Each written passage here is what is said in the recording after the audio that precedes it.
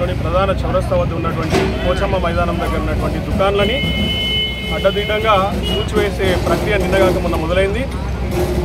న్యాయస్థానం నుంచి వెళ్ళి ఎటువంటి పర్మిషన్ ఉన్నప్పటికీ ఇక్కడ ఉన్నటువంటి అసలు ఇది అక్రమ భూమా లేకపోతే సక్రమ భూమా తెలియకుండానే వాళ్ళకు ముందస్తు సమాచారం ఎటువంటి ఇవ్వకుండా ప్రజల్ని ఇబ్బంది పెడుతూ, దుకాణదారులను ఇబ్బంది పెడుతూ వ్యాపారం చేస్తున్న వాళ్ళందరినీ కూడా వాళ్ళ గొంతులోకి పోలీస్ పహారాలో, రెవెన్యూ పహారాలో వీడికి వచ్చి అడ్డదిడ్డంగా కూల్చివేసే ప్రక్రియ ఒకటి మొదలుపెట్టింది. నిన్న ఒక సోదరి నాకు ఫోన్ చేసి తన గోడును వెళ్ళబోసుకుంటే మరి ఇక్కడ జరుగుతున్నటువంటి సమస్య ఏంది, దానికి అసలు మూల కారణం ఏంది అని తెలుసుకోవడానికి నేను ఇక్కడికి వచ్చిన. ఇక్కడ చూస్తే నాకు చాలా గుండె తరుక్కుపోతుంది. ఇలా రామగుండం, గోదావరిఖని పట్టణం మొత్తం కూడా ఒక వల్లకాడిని తలుపిస్తుంది. ఏడ చూసినా కానీ కూల్చివేతలు ఈ మూల నుండి ఆ మూల దాకా. ఎమ్మెల్యే గారికి ఒక కలవడ్డది, రాత్రి ఇక్కడ షాపింగ్ మాల్ కట్టాలి, దీన్ని ఒక మెట్రో నగరం చేయాలి, హైదరాబాద్ లాగా చేయాలి. హైదరాబాద్ లాగానో షాపింగ్ మాల్ చేసే నగరం లాగానో చేయాలనంటే ఇక్కడ ఉపాధి అవకాశాలను మెరుగుపరచాలి. ఆయన ఉపాధి అవకాశాలు లేకుండా ఇక్కడ ఉన్నటువంటి జనాలు ఏమైపోతారు రేపటి రోజున? ఇక్కడ ఉంటారు అసలు ఈ పట్టణంలో.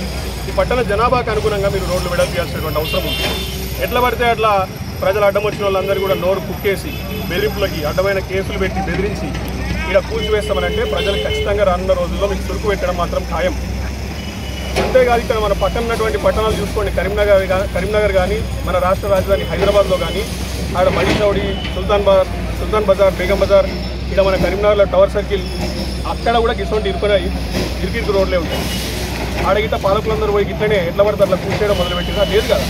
మరి ఈయనకి ఎందుకు అంత తొందర? ప్రజల్ని కన్సెన్సస్ తీసుకున్నారా? ప్రజలతో మాట్లాడినరా? Is this called democracy? No, this is called autocracy. ఇది ఒక మొనార్కిజం. ఇక్కడ ఉన్నటువంటి స్థానిక ఎమ్మెల్యే గారు మొనార్క్ లాగా బిహేవ్ చేస్తారు. శాసనసభ్యుడిలాగా ప్రజలు ఎన్నుకోబడి శాసనం ద్వారా నిర్మితమైనటువంటి శాసనసభ్యుడిలాగా ఈయన మెదలట్లేదు. ఈయన వ్యవహార శైలి అట్లా లేనే లేదు. అడ్డం వచ్చిన వాళ్ళందరినీ కూడా బెదిరిస్తారు. ఆయన అనుసరులు బెదిరిస్తారు, లేకపోతే ఆయననే బెదిరిస్తారు ప్రయాణప్పుడు. ఇదైనా పరిపాలన అంటే? ఎందుకైనా మిమ్మల్ని వెనుకున్నది ప్రజలు.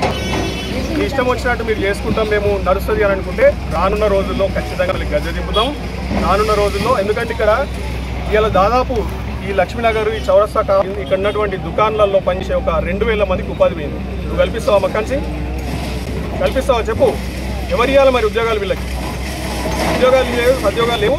ఎట్లా పడితే అట్లా గుర్చేసి వీళ్ళని వాళ్ళకి బట్ట లేకుండా చేసినావు. ఇవ్వాలి వాళ్ళకు ఉపాధి అవకాశాలు మొత్తం చంపేసినావు. ఇవ్వాలి వాళ్ళ కుటుంబాలని అన్న విషయం నువ్వు మర్చిపోయినావా? రేపు నీ కుటుంబానికి ఇదే పరిస్థితి ఎదురైతే నీ పరిస్థితి ఏమైంది? ఇటువంటి అప్రజాస్వామ్య పద్ధతులన్నీ మానుకొని ప్రజాస్వామ్యంగా మెదులుకోండి. లేకపోతే ఖచ్చితంగా ప్రజలు రానున్న రోజుల్లో మిమ్మల్ని గద్దె దింపి ఇంటికి పంపడం మాత్రం ఖాయం. యాద పెట్టుకోండి.